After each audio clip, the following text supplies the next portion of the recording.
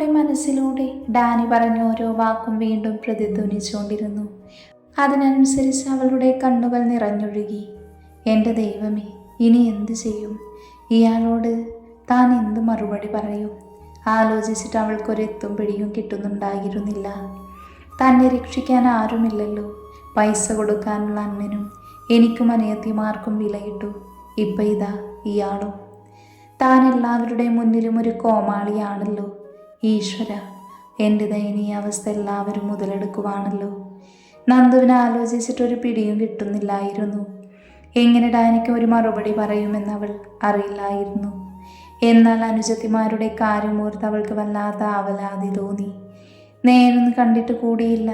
ഡാനിയെ മുന്നിൽ വന്ന് നിൽക്കുമ്പോൾ എല്ലാം തനകുനിച്ച് നിന്ന് ഉത്തരം പറയുന്നതല്ലാതെ ശരിക്കൊന്നും ശ്രദ്ധിച്ചിട്ട് പോലുമില്ല. തന്നെയോ അറിയുകയുമില്ല. എങ്ങനെയാണൊരു വിവാഹബന്ധം, അതും 1 വർഷത്തേക്ക് അല്ലെങ്കിൽ 6 മാസത്തേക്ക് ഡിവോഴ്സ് കിട്ടും വരെ മാത്രം? തനിക്കത് സാധിക്കുമോ എന്ന് അവൾ വീണ്ടും വീണ്ടും ആലോചിച്ചു. നന്ദു ഓരോന്ന് ആലോചിച്ചുകൊണ്ടിരുന്നപ്പോഴാണ് ഡാനിയുടെ ശബ്ദം അവിടെ ഉയർന്നു കേട്ടത്. ശ്രീനന്ദ. നന്ദു പേടിച്ചുകൊണ്ട് അവൻ്റെ ക്യാബിനിലേക്ക് കയറി ചെന്നു. എന്താ സർ? അവൾ പേടിയോടെ ചോദിച്ചു. ഇന്ന് ഏതെങ്കിലും മീറ്റിംഗ് ഷെഡ്യൂൾ ചെയ്തിട്ടുണ്ടോ? ഇല്ലെങ്കിൽ എനിക്ക് പുറത്തു പോകേണ്ട ആവശ്യമുണ്ട്.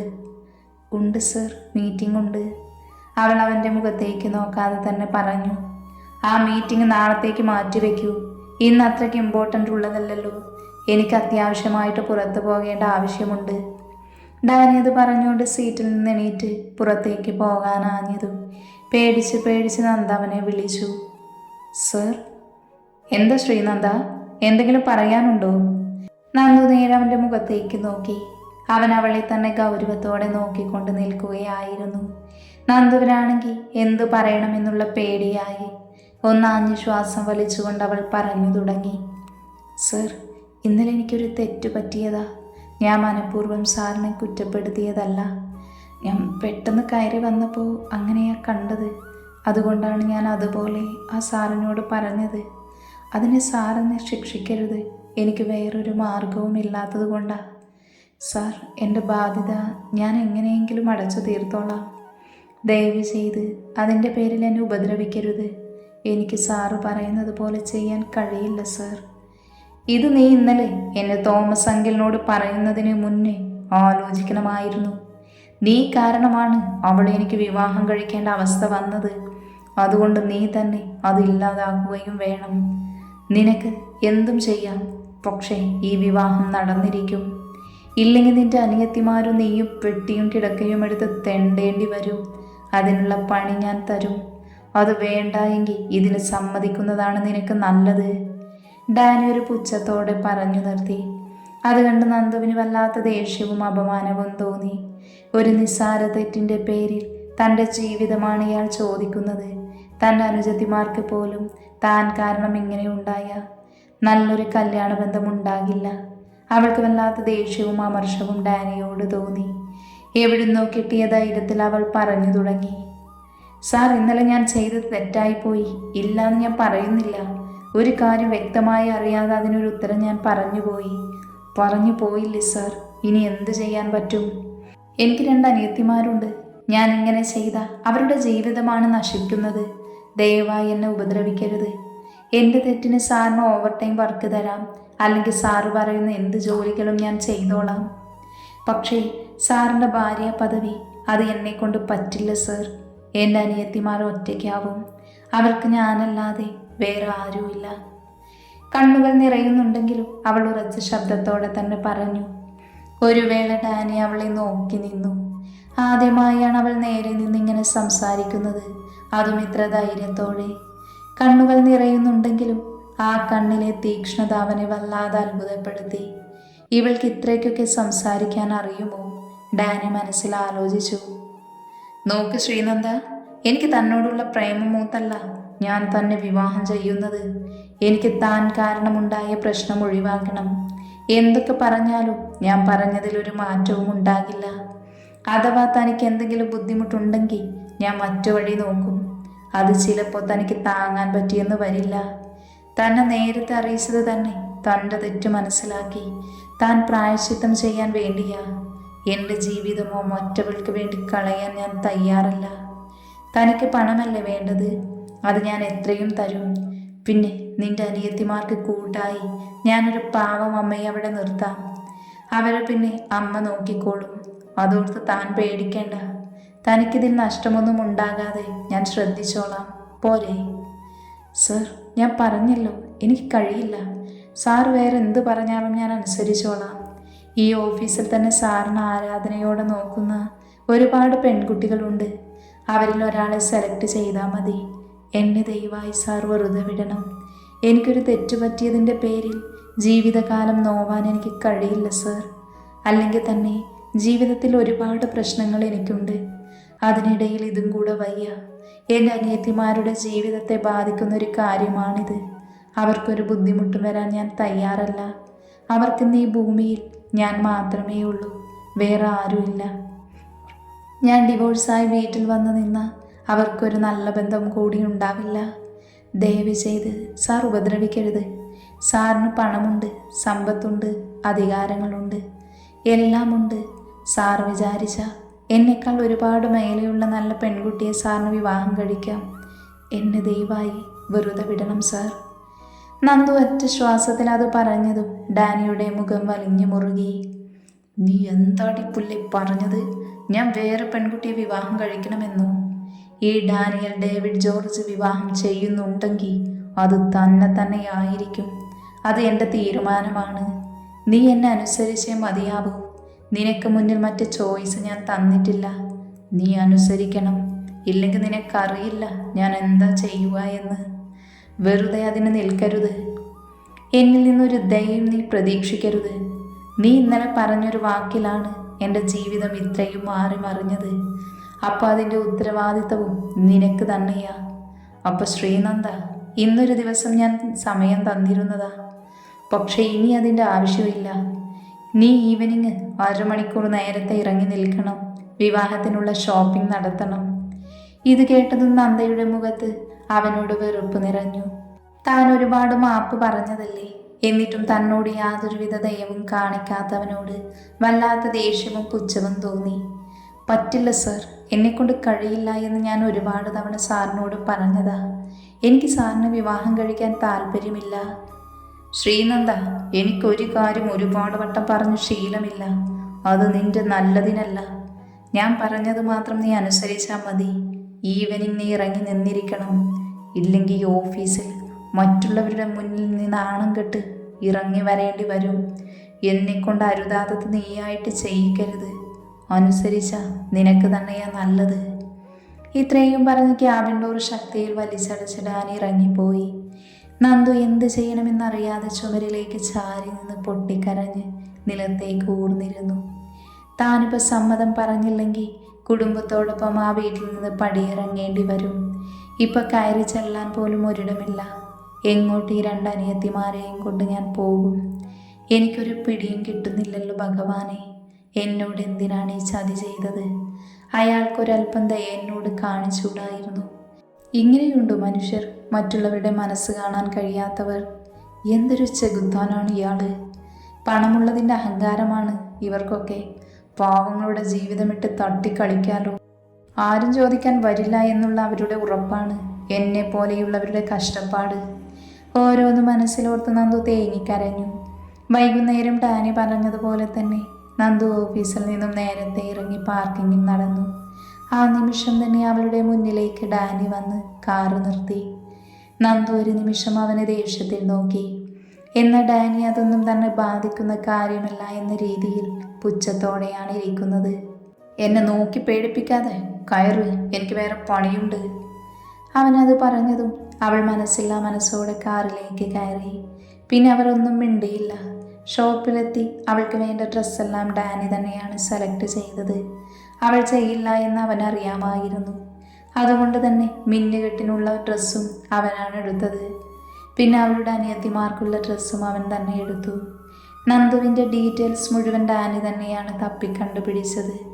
അതുകൊണ്ട് അവളുടെ അനിയത്തിമാരെ 1-2 പ്രാവശ്യം അവൻ കണ്ടിട്ടുണ്ട്.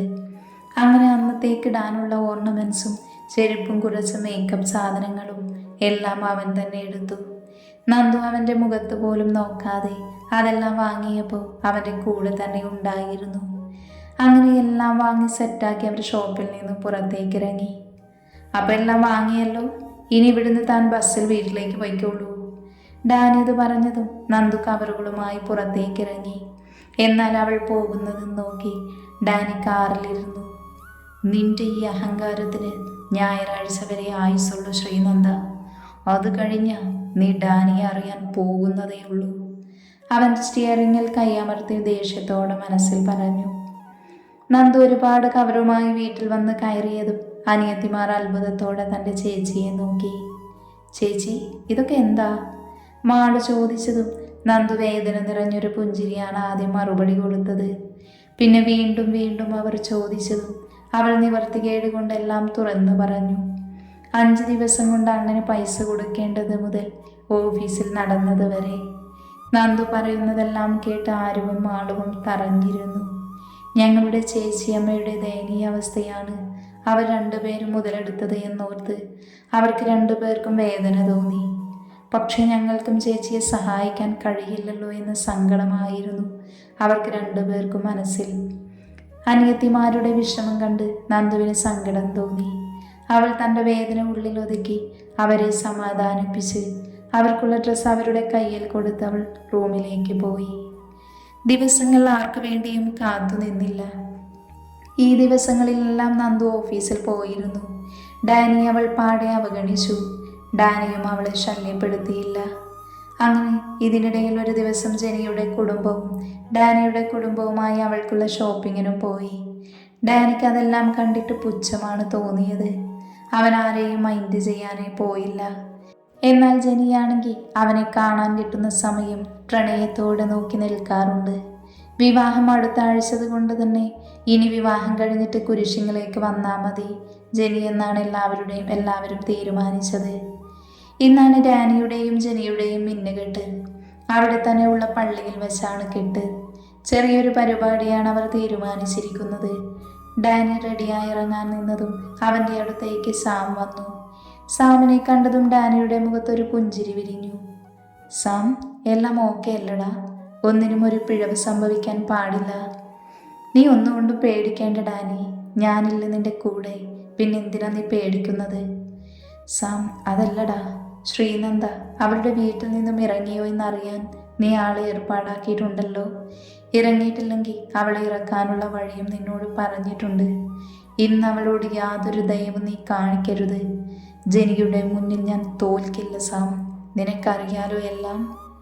പേടിക്കേണ്ട ഡാനി, എല്ലാം സമയത്ത് തന്നെ നടക്കും. സാം അവനെ ഒന്ന് പുണർന്നുകൊണ്ട് പറഞ്ഞു. അതിൽ ഡാനിക്ക് കുറച്ച് ആശ്വാസമായി. ഇതേ സമയം നന്ദു രാവിലെ എണീറ്റ് ജോലിയെല്ലാം തീർത്തു.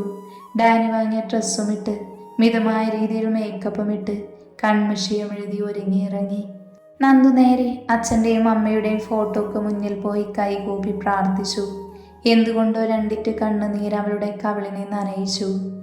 അപ്പോഴേക്കും ആളുവും ഒരുങ്ങിയിറങ്ങിയിരുന്നു. അവരുടെ ഡ്രസ്സിൽ അവർ സുന്ദരികളായിട്ടുണ്ടെന്ന് തോന്നിപ്പോയി നന്ദുവിന്. ആ ഡ്രസ്സ് രണ്ടുപേർക്കും നന്നായിട്ട് ചേരുന്നുണ്ടായിരുന്നു. ചേച്ചി, ഇന്ന് ചേച്ചിയെ കാണാൻ വല്ലാത്തൊരു ഭംഗിയുണ്ട് കേട്ടോ, ആരു പറഞ്ഞു. ആരുവിൻ്റെ വാക്കുകളാണ് നന്ദുവിനെ ചിന്തകളിൽ നിന്നും കൊണ്ടുവന്നത്.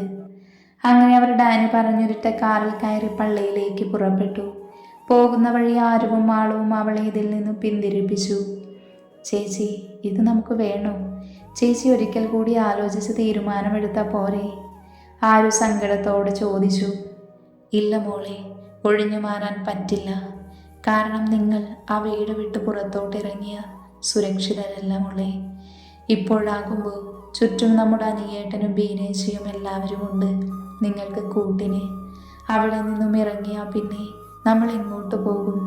അതുകൊണ്ട് ഇത് തന്നെയുള്ളൂ ചേച്ചിയുടെ മുന്നിൽ മാർഗം. പിന്നെ എൻ്റെ മക്കൾ ചേച്ചി അടുത്തില്ല എന്ന് കരുതി പഠിത്തത്തിൽ ഉഴപ്പരുത്. ചേച്ചി എപ്പോഴും നിങ്ങളുടെ വിളിപ്പുറത്തുണ്ട്. പിന്നെ ആ സാറേ നിങ്ങളെ നോക്കാൻ ഒരമ്മയെ ഏർപ്പാടാക്കുമെന്ന് പറഞ്ഞിട്ടുണ്ട്. അതുകൊണ്ട് എൻ്റെ മക്കൾ വിഷമിക്കേണ്ട, സന്തോഷമായിട്ടിരിക്കുക. ഇത്രയും പറഞ്ഞതും നന്ദയുടെ കണ്ണുകൾ നിറഞ്ഞു വന്നിരുന്നു. എന്നാൽ അവൾ അതവർ കാണാതെ തുടച്ചു മാറ്റി. കുറച്ച് സമയത്തിനു ശേഷം അവർ പള്ളിയിലെത്തി. അവിടെ എത്തിയതും ഒരുപാട് കാറുകൾ പാർക്ക് ചെയ്തിട്ടുണ്ടായിരുന്നു. അങ്ങനെ നന്ദു പേടിയോടകത്തേക്ക് കയറി. അവളുടെ അടുത്തേക്ക് ഡാനി ഏൽപ്പിച്ച ചേച്ചിമാർ വന്ന് ഡാനിയുടെ അടുത്തേക്ക് കൊണ്ടുപോയി. തൻ്റെ അടുത്ത് നിൽക്കുന്ന നന്ദുവിനെ ഒരു നിമിഷം ഡാനി എല്ലാം മറന്ന് നോക്കി നിന്നു. നന്ദുവിൻ്റെ അവസ്ഥയും ഇത് തന്നെയായിരുന്നു. ഒരു പ്രത്യേക സൗന്ദര്യമുള്ളതുപോലെ തോന്നി ഡാനിക്ക്. ഒരു മാലാഖയെ പോലെ തനിക്ക് വേണ്ടി മാത്രം പിറന്നവളാണെന്ന് തോന്നി അവന്. പെട്ടെന്നാണ് സാം അവനെ തട്ടി വിളിച്ചത്. ഡാ, കുറച്ചു മതി അവളുടെ ചോര ഊറ്റി കുടിച്ചത്. കുറച്ചു കഴിഞ്ഞാലേ നിന്റെ സ്വന്തമാണവൾ. എല്ലാവരും പള്ളിയിലേക്ക് വരുന്നതിന് മുന്നേ വേണമെങ്കിൽ ഇവളുടെ കഴുത്തിൽ മിന്നു കെട്ടിക്കോ, അല്ലെങ്കിൽ ജെനിയുടെ കഴുത്തിൽ കെട്ടേണ്ടി വരും. ഞാൻ ഫാദറിനെ പറഞ്ഞ് മനസ്സിലാക്കി കൊടുത്തതിൻ്റെ ബുദ്ധിമുട്ടേ എനിക്ക് മാത്രമേ അറിയൂ. അതും പറഞ്ഞ് സാം കുറച്ച് നീങ്ങി നിന്നു. സാം പറഞ്ഞതിൽ കാര്യമുണ്ടെന്ന് മനസ്സിലാക്കി ഡാനി നേരെ നോക്കി നിന്നു. ആരും ആളും നന്ദുവിനെ തട്ടി വിളിച്ചു. ചേച്ചി, എന്താ ആ ഏട്ടനെ നോക്കി നിൽക്കുന്നത്? അപ്പോഴാണ് നന്ദുവിന് താൻ ഇത്രയും നേരം അവനെ നോക്കുവായിരുന്നു എന്ന് സത്യം മനസ്സിലായത്. ഡാനി ആ നിമിഷം തന്നെ നന്ദുവിനെ പുച്ഛത്തോടെ നോക്കി ചിരിച്ചു. എങ്കിലും കണ്ണുകൾ മാറ്റാൻ കഴിയാതെ അവളെ തന്നെ നോക്കി നിന്നുപോയി ഡാനി. എന്നിൽ നിന്ന് രക്ഷപ്പെടാമെന്നെന്തെങ്കിലും ആലോചനയുണ്ടെങ്കിൽ ഇപ്പോഴേ അത് കളയുന്നതാണ് നിനക്ക് നല്ലത്. മനസ്സിലായോ ശ്രീനന്ദ? ഞാൻ ചെയ്ത തെറ്റിന് എന്ത് ശിക്ഷ വേണമെങ്കിലും ഞാൻ അനുഭവിച്ചോളാം. ഇതിൽ നിന്ന് എന്നെ ഒന്ന് ഒഴിവാക്കി തരുമോ? ഞാൻ കാലു പിടിച്ച് അപേക്ഷിക്കാം. അവസാന ശ്രമം എന്നോണം നന്ദു ഡാനിയെ നോക്കി യാചിച്ചു. നോക്ക് ശ്രീനന്ദ, എനിക്കൊരു കാര്യം പലവട്ടം പറഞ്ഞ് ശീലമില്ല എന്ന് ഞാൻ ഒരു തവണ നിന്നോട് പറഞ്ഞു. ഇനി ഈ പള്ളിയിൽ വെച്ച് എന്നെ കൊണ്ട് കടുങ്കയൊന്നും ചെയ്യിക്കരുത്, പ്ലീസ്. നന്ദു വെറുപ്പോട് അവനെ നോക്കി. ഇത്രയൊക്കെ താൻ അപേക്ഷിച്ചിട്ടും തൻ്റെ അവസ്ഥ ചൂഷണം ചെയ്യുന്നവനോട് വല്ലാത്ത വെറുപ്പ് തോന്നി അവൾക്ക്. പിന്നെ എല്ലാം പെട്ടെന്നായിരുന്നു. ഡാനിയുടെ കൈകൊണ്ട് നന്ദുവിൻ്റെ കഴുത്തിൽ മിന്നുകെട്ടി. ആ നിമിഷം അവൻ്റെ നിശ്വാസം അവളുടെ ചെവിയിൽ തട്ടിത്തെറിച്ചു. അതെന്തോ നന്ദുവിന് അരോചകമായി തോന്നിയെങ്കിലും അവൾ അനിയത്തിമാരെ ഓർത്ത് തൻ്റെ സാഹചര്യം മനസ്സിലാക്കി അവന് വിധേയമായി നിന്നു. അവളുടെ കണ്ണുകൾ നിറഞ്ഞൊഴുകി. തൻ്റെ അവസ്ഥയെ ഓർത്ത് നിറഞ്ഞൊഴുകിയ കണ്ണുകൾ ആരും കാണാതെ അവൾ തുടച്ചു മാറ്റി. എല്ലാം കഴിഞ്ഞ് പള്ളിയിൽ നിന്ന് നന്ദുവിൻ്റെ കൈ പിടിച്ചിറങ്ങാൻ സമയമാണ്. ജെനിയും കുടുംബവും ഡാനിയുടെ ഫാമിലിയും കാറിൽ വന്നിറങ്ങിയത്.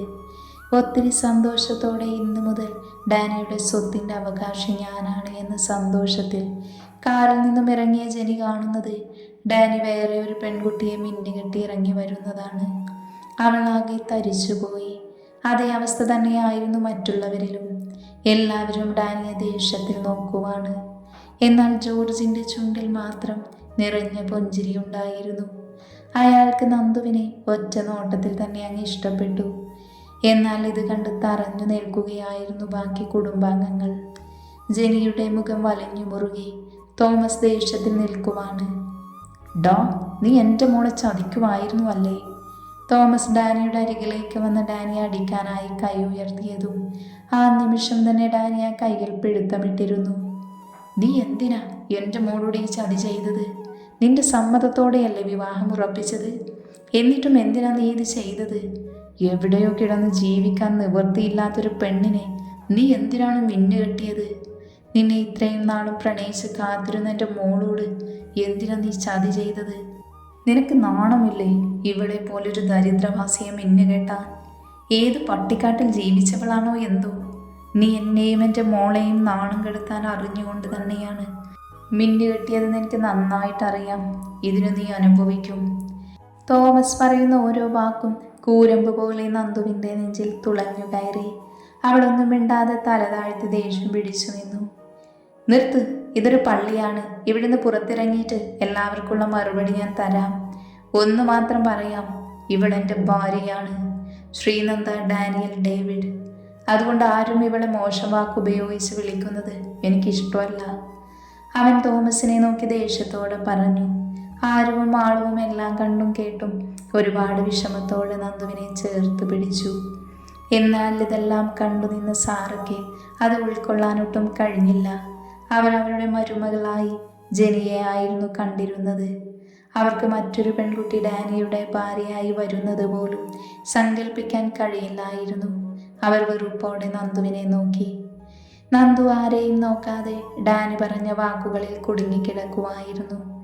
തൻ്റെ ജീവിതം ഇനി നരകതുല്യമായിരിക്കുമെന്ന് അവൾക്ക് തോന്നി. താൻ ചെയ്തൊരു ചെറിയ തെറ്റിൻ്റെ പേരിൽ ഇത്രയും വലിയൊരു ശിക്ഷ അനുഭവിക്കേണ്ടി വരുമെന്ന് അവൾക്ക് ചിന്തിക്കാൻ കൂടെ കഴിയുന്നുണ്ടായിരുന്നില്ല.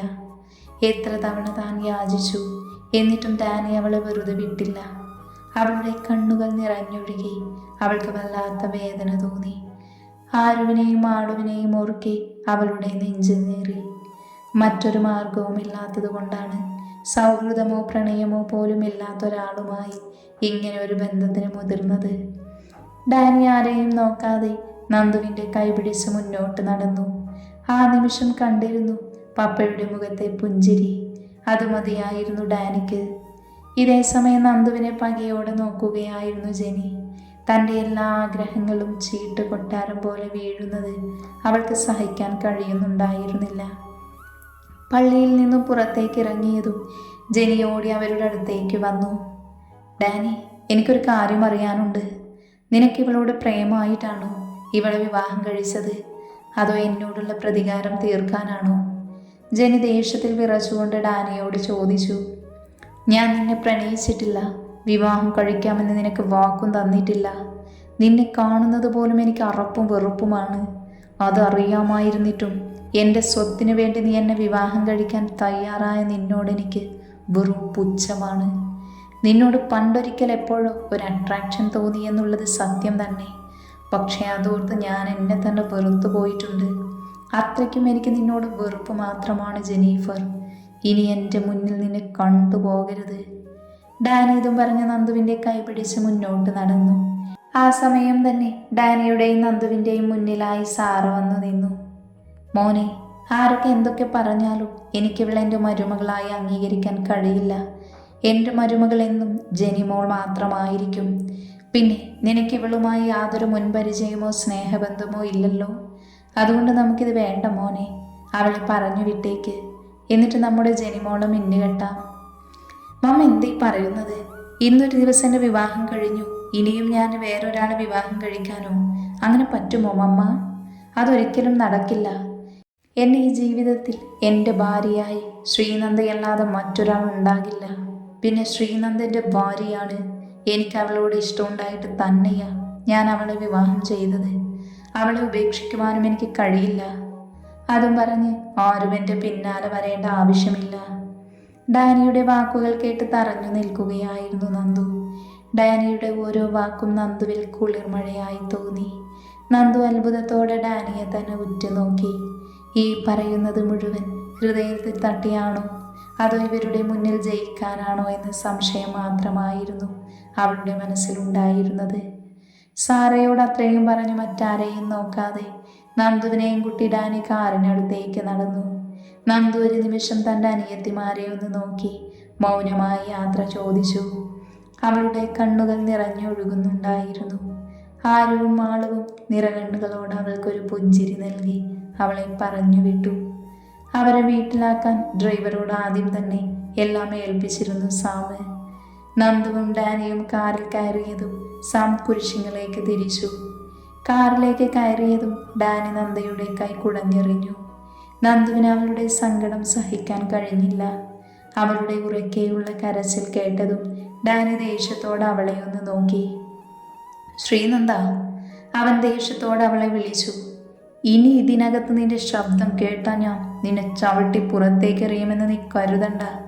നിന്റെ കരച്ചിൽ നിർത്താനേ വേറെ പല വഴികളുമുണ്ട്. അതുകൊണ്ട് വെറുതെ എന്നെ ദേഷ്യം പിടിപ്പിക്കരുത്. അത് കേട്ടതും നന്ദു കരച്ചിലൊന്ന് നിർത്തിയെങ്കിലും അവളുടെ ഏങ്ങലടികൾ ചെറുതായി കേൾക്കുന്നുണ്ടായിരുന്നു. അവൾ ദേഷ്യത്തോടെ ഡാനിയെ ഒന്ന് നോക്കി. ഡാനി അത് കണ്ടു പുച്ഛിച്ചു വിട്ടു. കുരിശിങ്ങൽ എന്ന് ബോർഡ് വെച്ചൊരു വലിയ തറവാട് വീട്ടിലേക്ക് സാം കാറ് കയറ്റി നിർത്തി. നന്ദുവാണെങ്കിൽ ആദ്യമായി ഇങ്ങനത്തെ വീട് കണ്ട് അത്ഭുതത്തോടെ ചുറ്റും നോക്കുകയായിരുന്നു. ഇറങ്ങ്, ഡാനി ഗൗരവത്തോടെ പറഞ്ഞുകൊണ്ട് കാറ് തുറന്ന് പുറത്തേക്കിറങ്ങി. അപ്പോഴേക്കും എല്ലാവരും പള്ളിയിൽ നിന്ന് എത്തിയിരുന്നു. അവൾ വീട്ടിലേക്ക് ആരും സ്വീകരിച്ച് കയറ്റില്ല എന്നറിയാവുന്നത് കൊണ്ട് ജോർജ് അതിന് മുന്നിട്ട് നിന്നു. ഡി സാറ, മോളകത്തേക്ക് കയറ്റ്. ഇല്ല ചായ, എനിക്ക് ഇവളെൻ്റെ മരുമകളായി കാണാൻ കഴിയില്ല. എൻ്റെ മരുമകൾ എന്നും ജെനിമോള് തന്നെയാ. അവളെ വീട്ടിലേക്ക് കയറ്റാൻ ആരും എന്നോട് പറയണ്ട. എനിക്ക് വെറുപ്പാണ് ആ പെണ്ണിനെ. നന്ദുവിനെ നോക്കി വെറുപ്പോടെ സാറ് പറഞ്ഞു. ഞാൻ എൻ്റെ മരുമോളെ അകത്തേക്ക് കയറ്റുക. അത് പറഞ്ഞ് സാറ് ജെനിയുടെ കൈപിടിച്ച് അകത്തേക്ക് കയറി. ഇനി ആരോടും പറഞ്ഞിട്ട് കാര്യമില്ല എന്ന് മനസ്സിലാക്കി ജോർജ് തന്നെ അവരെ സ്വീകരിച്ച് അകത്തേക്ക് കയറ്റി. നന്ദു നിർജീവമായ ആ വീട്ടിലേക്ക് വലതുകാലം വെച്ച് കയറി. ഇനി തൻ്റെ ജീവിതം എന്താവുമെന്നറിയാതെ